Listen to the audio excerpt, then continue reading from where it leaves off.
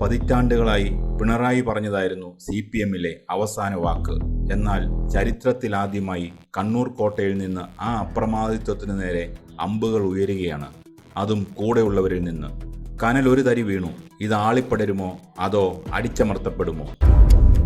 നിങ്ങൾ വടിയും പിടിച്ച് ഇവിടെ നിൽക്കേണ്ട. എന്തെങ്കിലും പറയാനുണ്ടെങ്കിൽ ഞാൻ പറയും. ഡൽഹിയിൽ വെച്ച് മാധ്യമപ്രവർത്തകർക്ക് നേരെ പ്രതിപക്ഷ നേതാവ് പിണറായി വിജയൻ കട്ടക്കലിപ്പിൽ ഈ വാക്കുകൾ പറയുമ്പോൾ അത് വെറും ഒരു സാധാരണ ദേശീയ പ്രകടനം മാത്രമായിരുന്നില്ല. ആ മുഖത്ത് തെളിഞ്ഞത് കേരളത്തിലെ CPM-ൽ ഇതുവരെ ഉണ്ടാകാത്ത ആഭ്യന്തര ഭൂകമ്പത്തിൻ്റെ ആഫ്റ്റർ ഷോക്കുകളായിരുന്നു. ചരിത്രത്തിൽ ആദ്യമായി കണ്ണൂർ കോട്ടയിൽ നിന്ന് പിണറായി വിജയൻ എന്ന നേതാവിൻ്റെ അപ്രമാദിത്വം ചോദ്യം ചെയ്യപ്പെടുകയാണ്. അതും പാർട്ടിയിലെ ഏറ്റവും മുതിർന്ന നേതാക്കൾ തന്നെ. EP Jayarajan, PK Shrimati, KK Shailaja. കണ്ണൂരിലെ പാർട്ടി കെട്ടിപ്പടുത്തതിൽ മുഖ്യ പങ്കുവഹിച്ച 3 പ്രമുഖ നേതാക്കൾ. ഇവർ ഒരേ സമയം പിണറായി വിജയനും പാർട്ടി സെക്രട്ടറി MV ഗോവിന്ദനുമെതിരെ വിട്ടുവീഴ്ചയില്ലാത്ത നിലപാടുമായി രംഗത്തു വരുമ്പോൾ തകരുന്നത് CPM-ലെ കണ്ണൂർ ലോബി എന്ന അദൃശ്യ വൻമതിൽ കൂടിയാണ്. 3 ദിവസത്തെ നിർണായകമായ CPM കേന്ദ്ര കമ്മിറ്റി യോഗം ഡൽഹിയിൽ പുരോഗമിക്കുകയാണ്. കേരളത്തിലെ നിയമസഭാ തെരഞ്ഞെടുപ്പിലേറ്റ കനത്ത തിരിച്ചടിയാണ് പ്രധാന ചർച്ചാ വിഷയം. എന്നാൽ ഈ യോഗത്തിൽ പങ്കെടുക്കാതെ EP ജയരാജൻ നാട്ടിൽ തന്നെ തുടരുന്നു. ആരോഗ്യ പ്രശ്നങ്ങളാണ് കാരണമെന്നാണ് ഔദ്യോഗിക വിശദീകരണമെങ്കിലും രാഷ്ട്രീയ കേരളത്തിന് അതൊരു അവിശ്വസനീയമായ കഥ മാത്രമാണ്. കലാപത്തിൻ്റെ ആദ്യ തിരികൊളുത്തിയത് വിഴിഞ്ഞം ഓഹരി കൈമാറ്റ വിവാദമാണ്. MV ഗോവിന്ദനും പിണറായിയും വിഴിഞ്ഞത്തെ മുൻനിർത്തി മുഖ്യമന്ത്രിക്കെതിരെ ആരോപണങ്ങൾ ഉന്നയിച്ചപ്പോൾ EP ജയരാജൻ അതിനെ പിന്തുണച്ചില്ല. പകരം എന്തിനാണ് അഭിമാന പദ്ധതിയെ വിവാദത്തിലാക്കുന്നതെന്ന മറുചോദ്യം ഉയർത്തുകയാണ് ചെയ്തത്. ഇത് നേരിട്ട് ചെന്നത് അറച്ചത് പിണറായി വിജയൻ്റെ നെഞ്ചിലാണ്. തൊട്ടു പിന്നാലെ പാർട്ടിയിലെ വനിതാ മുഖങ്ങളായ PK ശ്രീമതിയും KK ശൈലജയും പിണറായിയുടെ വിശ്വസ്തനായ KK രാഗേഷിനെതിരെ ആഞ്ഞടിച്ചു. ലക്ഷ്യം വ്യക്തമാണ്.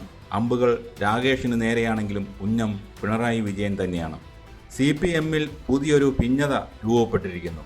കനൽ ഒരു തരി വീണു കഴിഞ്ഞു. ഇത് ആളിപ്പടരുമോ അതോ പിണറായി വിജയൻ ഈ കലാപത്തെ അടിച്ചമർത്തുമോ? എന്തുകൊണ്ട് ഈ പ്രതിസന്ധി CPM-ന് ഇത്രമാത്രം മാരകമാകുന്നു? അതിന് കാരണം പിണറായി വിജയൻ എന്ന നേതാവിൻ്റെ പാർട്ടിയിലെ വളർച്ച തന്നെയാണ്. VS അച്യുതാനന്ദനെ പാർട്ടിയിൽ വെട്ടിനിരത്തി പാർട്ടിക്ക് മുകളിൽ ഒരു അപ്രമാദിത്വം സ്ഥാപിച്ചെടുത്ത നേതാവാണ് പിണറായി വിജയൻ. കഴിഞ്ഞ ഒരു പതിറ്റാണ്ടായി പിണറായി പറയുന്നതായിരുന്നു CPM-ലെ അവസാന വാക്ക്. എന്നാൽ ഒടുവിൽ നടന്ന നിയമസഭാ തെരഞ്ഞെടുപ്പിലെ പരാജയം എല്ലാ കണക്കുകൂട്ടലുകളും തെറ്റിച്ചു. ജനങ്ങളിൽ നിന്ന് പാർട്ടി അകന്നു എന്ന യാഥാർത്ഥ്യം കേന്ദ്ര നേതൃത്വത്തിനു മുന്നിൽ എത്തിക്കഴിഞ്ഞു. നമുക്ക് കാര്യങ്ങൾ ഒന്നുകൂടി വിശദമായി പരിശോധിക്കാം. ഒന്നാമത്തെ വിഷയം വിഴിഞ്ഞം തന്നെയാണ്. വിഴിഞ്ഞത്തെ അദാനിയുടെ ഓഹരി കൈമാറ്റം സർക്കാരിനെതിരെയുള്ള ആയുധമാക്കാൻ പിണറായിയും MV ഗോവിന്ദനും ശ്രമിക്കുമ്പോൾ പാർട്ടിക്കുള്ളിൽ നിന്ന് അതിന് എതിർനീക്കമുണ്ടാകുന്നു. പിണറായിക്കെതിരെ പ്രതികരിക്കാനുള്ള ആയുധമാക്കി വിഴിഞ്ഞത്തെ മാറ്റാനാണ് ഒരു വിഭാഗം ശ്രമിക്കുന്നത്. രണ്ടാമത്തെ വിഷയം പാർട്ടിയിലെ പിണറായിയുടെ അതിശക്തമായ നിയന്ത്രണങ്ങളാണ്. കണ്ണൂർ ജില്ലാ സെക്രട്ടറി KK രാഗേഷ് പാർട്ടിക്ക് മുകളിൽ ഒരു സൂപ്പർ പവറായി പ്രവർത്തിക്കുന്നു എന്ന പരാതി കണ്ണൂരിലെ നേതാക്കൾക്ക് കുറച്ചു കാലമായിട്ടുണ്ട്.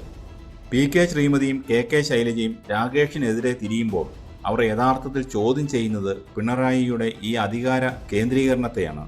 പാർട്ടി സെക്രട്ടറി MV ഗോവിന്ദനും ഈ പ്രതിസന്ധിയിൽ പെട്ടിരിക്കുകയാണ്. പിണറായിയെ തള്ളിപ്പറയാൻ കഴിയാത്ത, എന്നാൽ താഴെത്തട്ടിലെ അണികളുടെ അമർഷം കാണാതിരിക്കാൻ പറ്റാത്ത അവസ്ഥയിലാണ് അദ്ദേഹം. ചുരുക്കത്തിൽ അച്ചടക്കത്തിന് പേര് കേട്ട മാർക്സിസ്റ്റ് പാർട്ടിയിൽ ഇതുവരെ ഉണ്ടാകാത്ത വിധം കാര്യങ്ങൾ കൈവിട്ടു പോവുകയാണ്. തൊലിപ്പുറത്തെ ചികിത്സ കൊണ്ട് മാറ്റാൻ കഴിയുന്നതല്ല ഈ ഭിന്നത എന്ന് പിണറായി വിജയൻ തിരിച്ചറിയുന്നുണ്ട്. അതാണ് ഡൽഹിയിൽ മാധ്യമപ്രവർത്തകരെ കണ്ടപ്പോൾ ഉണ്ടായ അസ്വസ്ഥതയ്ക്ക് കാരണം. തെരഞ്ഞെടുപ്പ് തോൽവിക്ക് ശേഷം എല്ലാവരോടും മയത്തിൽ പെരുമാറാൻ ശ്രമിച്ച പിണറായിയുടെ പഴയ കലിപ്പ് രൂപം വീണ്ടും പുറത്തെടുക്കേണ്ടി വന്നത് അദ്ദേഹം നേരിടുന്ന കടുത്ത മാനസിക സമ്മർദ്ദത്തിന് തെളിവാണ്. കേരളത്തിലെ CPM-ന്റെ ഹൃദയമിടിപ്പാണ് കണ്ണൂർ. അടിയന്തരാവസ്ഥയ്ക്ക് ശേഷം പാർട്ടിയെ ഇന്ന് കാണുന്ന കോട്ടയാക്കി മാറ്റിയത് കണ്ണൂർ ലോബിയാണ്. പിണറായി വിജയൻ, കോടിയേരി ബാലകൃഷ്ണൻ, EP ജയരാജൻ, MV ഗോവിന്ദൻ തുടങ്ങിയവർ ഒറ്റക്കെട്ടായി നിന്നാണ് പാർട്ടിയെ നയിച്ചത്. കോടിയേരിയുടെ വിയോഗത്തോടെയാണ് ഈ ഐക്യത്തിൽ ആദ്യ വിള്ളൽ വീണത്. പിണറായി വിജയൻ ഏകപക്ഷീയമായി തീരുമാനങ്ങളെടുക്കാൻ തുടങ്ങിയത് EP ജയരാജനെ പോലെയുള്ള മുതിർന്ന നേതാക്കളെ വേദനിപ്പിച്ചു. LDF കൺവീനർ സ്ഥാനത്ത് നിന്ന് EP-യെ മാറ്റിയതും പാർട്ടിയിൽ അദ്ദേഹത്തെ ഒറ്റപ്പെടുത്താൻ ശ്രമിച്ചതും ഈ തീ അണയാതെ നിൽക്കാൻ കാരണമായി. മറുഭാഗത്ത് KK ശൈലജയുടെ ജനപ്രീതി പിണറായിക്ക് എപ്പോഴും ഒരു ഭീഷണിയായിരുന്നു. കോവിഡ് കാലത്ത് ആഗോളതലത്തിൽ ശ്രദ്ധിക്കപ്പെട്ട ശൈലജയെ രണ്ടാം പിണറായി സർക്കാരിൽ നിന്ന് മനഃപൂർവ്വം മാറ്റി നിർത്തിയത് ജനങ്ങൾക്കിടയിലും പാർട്ടി അണികൾക്കിടയിലും വലിയ അതൃപ്തിയുണ്ടാക്കിയിരുന്നു. ഇപ്പോൾ പാർട്ടി പ്രതിസന്ധിയിലായപ്പോൾ ഒതുക്കപ്പെട്ട ഈ നേതാക്കളെല്ലാം ഒന്നിച്ച് തിരിച്ചടിക്കാൻ തുടങ്ങിയിരിക്കുന്നു.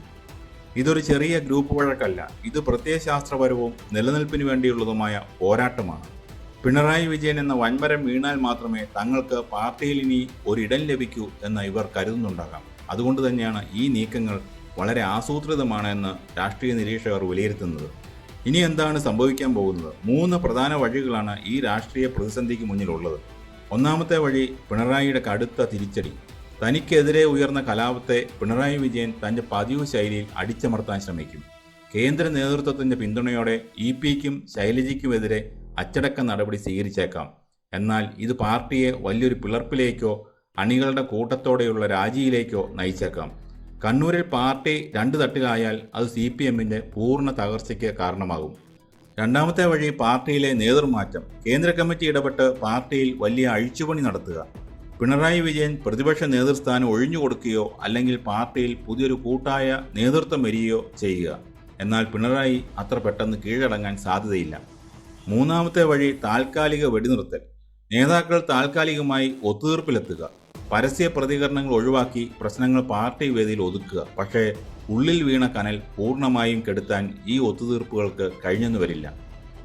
കേരള രാഷ്ട്രീയത്തിൽ പിണറായി വിജയൻ യുഗം അതിൻ്റെ ഏറ്റവും വലിയ പരീക്ഷണ ഘട്ടത്തിലൂടെയാണ് കടന്നുപോകുന്നത്.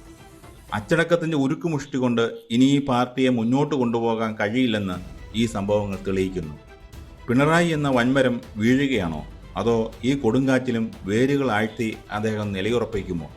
ഇനി ആരൊക്കെ ഈ കലാപക്കൊടി ഏറ്റുപിടിക്കുമെന്ന് വരും ദിവസങ്ങളിൽ നമുക്കറിയാം.